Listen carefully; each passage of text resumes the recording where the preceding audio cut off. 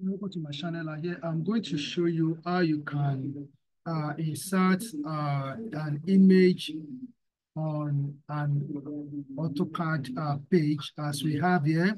So we want to bring an image onto this workspace on AutoCAD page. So that is what we want to do. So the image that I want to bring in onto this workspace on AutoCAD page is on the desktop of this laptop. So what I'm going to do now is that we need to switch to the desktop. So I'm going to minimize this.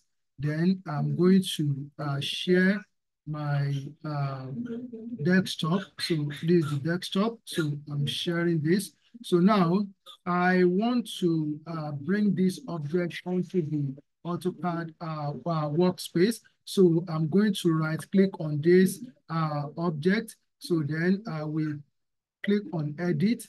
So it takes me to paint. So what I have here now, so I want to take it to my AutoCAD workspace. So what I need to do now, so having gotten to this page, I'm going to type Control A on the keyboard. Then you type again Control C, then Control V. So then we now go back to, we minimize this. So now, so we now share again.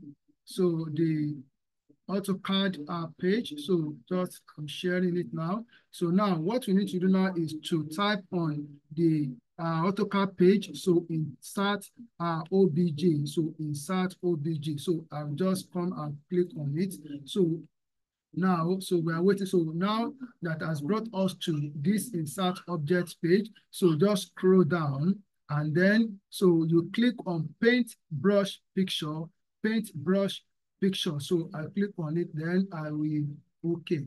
So now, so it brings us to this particular page that we have here. So now, so what you need to do, you type Control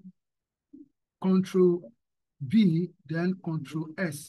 So we have the object on the AutoCAD page now. So I can close this. So this is the object. So this is how to insert an image on an AutoCAD page of the workspace. As simple as I've done it here. Thank you. God bless you.